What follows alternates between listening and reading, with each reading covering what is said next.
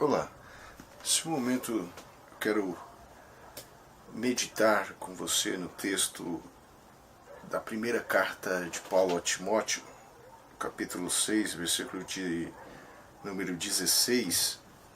Eu vou ler uma parte do texto que diz assim: Ele habita na luz inacessível, a quem nenhum dos homens viu nem pode ver, a qual seja a honra, o poder, simplesmente. Amém. Paulo está se referindo a Deus. E quando falamos de Deus, nós temos que sempre ter em mente, quando estudamos o Antigo Testamento ou Testamento judaico, tanto o Testamento cristão, nós temos que entender a interface entre as duas compreensão de Deus. No Antigo Testamento ou Testamento judaico, nós temos Deus se manifestando em uma forma mais próxima do homem na entrega da lei, no Sinai. Interessante notarmos que o texto nos ensina que diante daquela manifestação, ninguém viu Deus. Pelo contrário, o texto diz que havia uma nuvem de trevas. Por que existia uma nuvem de trevas? E por que aqui no Novo Testamento diz luz e lá diz trevas?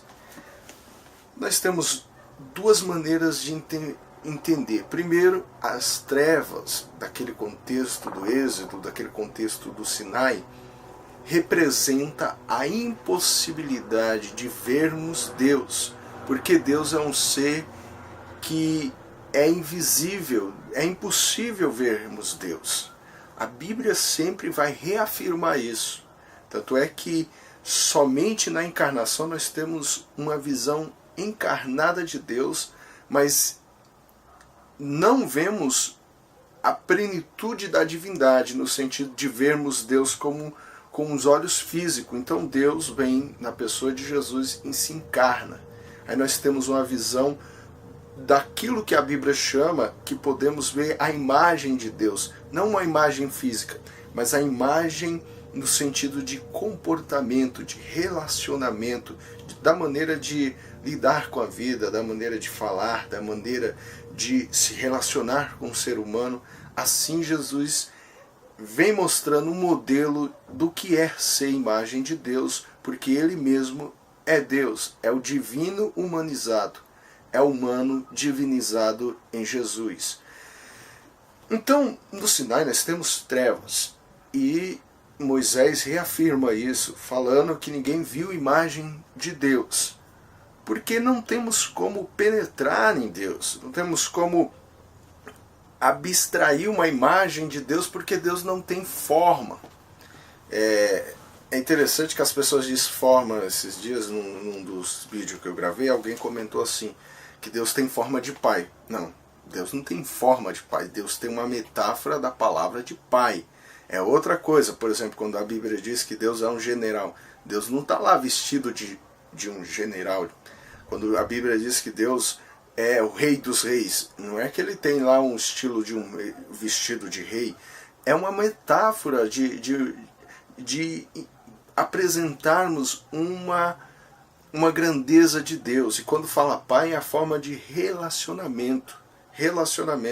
Então o filho e o pai ali só é concreto quando Deus se humaniza. Quando Jesus se humaniza, aí a relação de Jesus com a divindade, com Deus, é uma de pai para filho, de filho para pai, mas que Jesus diz assim: quem vê a mim, vê a Deus, quem vê a Deus, vê a mim. É mostrando relacionamento. Então, entendermos a Trindade, devemos entender no sentido de que Deus é um só, mas com três pessoas distintas, mas que elas juntas são um só, uma só. Quando você vê um, você vê outro. E quando vê aqui no sentido não é ver fisicamente, é ver na atuação, na maneira de falar, na maneira de julgar, na maneira de amar, na maneira de se relacionar e de se revelar. Então no Antigo Testamento nós temos trevas. Tanto é que a interpretação judaica para a entrega da Torá para Moisés, tanto é que eles comentam, eles acreditam que Deus entregou toda a Torá para Moisés. E a entrega não foi no Sinai em si, mas há uma interpretação que diz que Moisés recebe a Torá numa dimensão para além da dimensão da própria terra. Uma dimensão que podemos usar a metáfora de céu, ou seja, dimensão do céu. Moisés entra para outra dimensão. Então é que Moisés naquele ambiente há todo um envolvimento de mistério. E aqui Paulo está dizendo, ele habita em luz inacessível. Luz não significa aqui no texto como, por exemplo, você está numa sala escura e você acende as luzes. Aqui não está dizendo que Deus está numa salinha cheia de luz, e essas luzes é difícil entrar porque é muito resplandecente, não.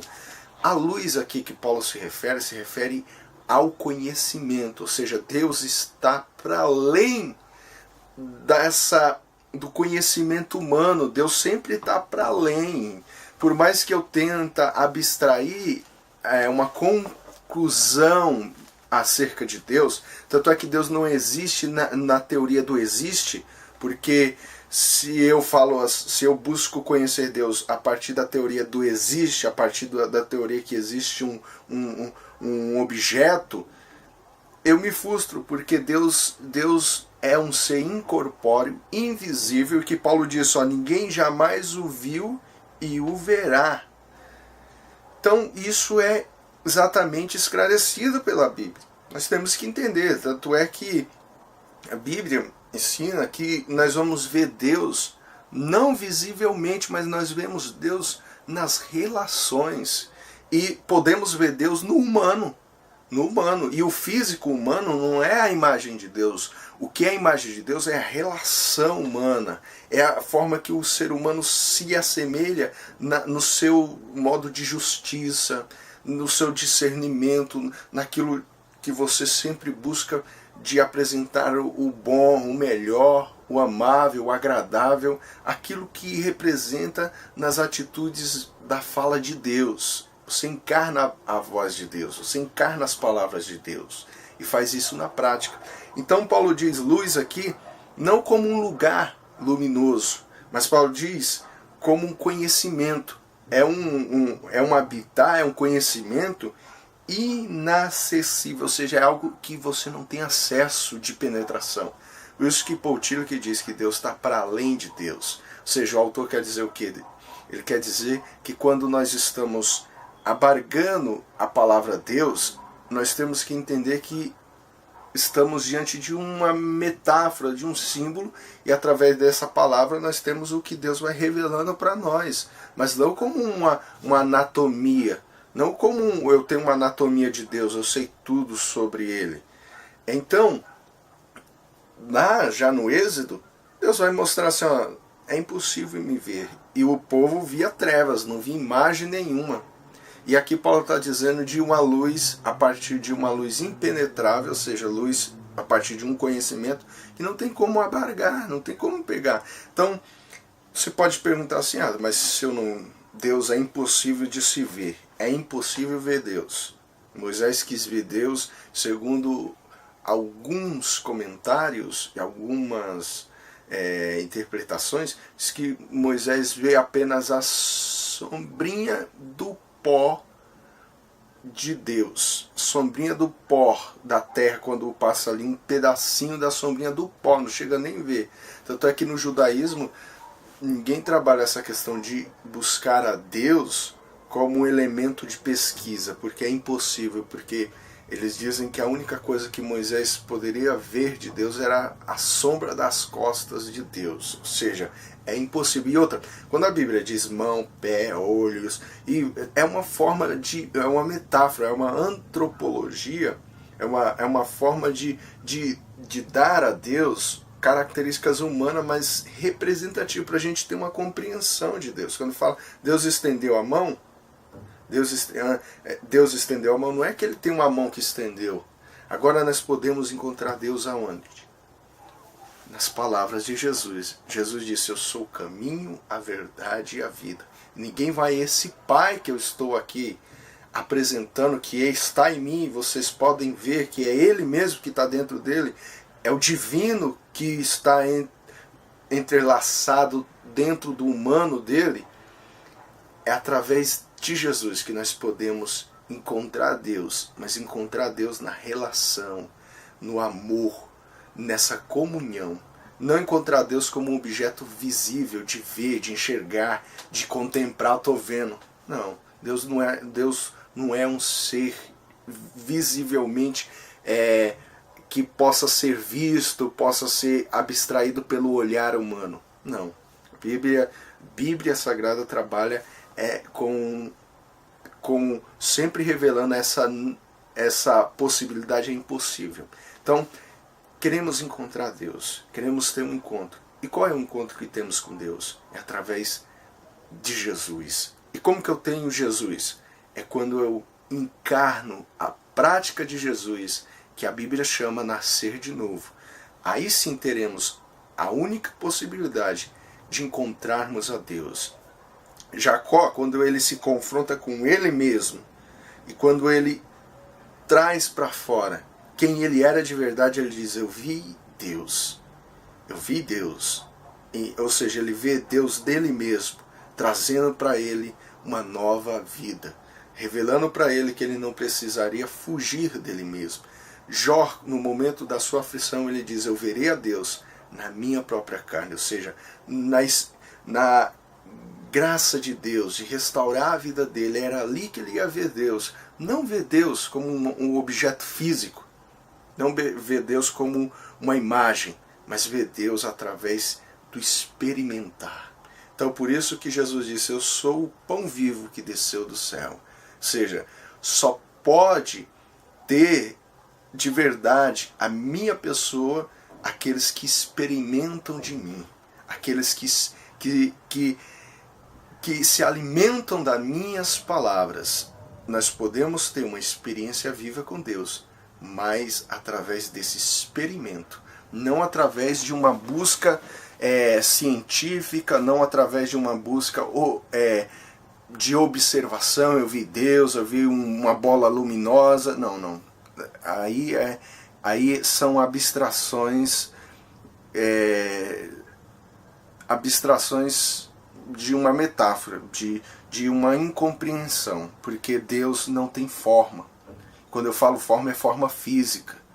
Então Deus está para além daquilo que a curiosidade humana busca encontrar. Deus está para além. A curiosidade humana nunca vai encontrar Deus. A ciência nunca vai provar a existência de Deus, porque Deus não é uma prova existente. Você não tem como provar Deus através de um elemento de pesquisa.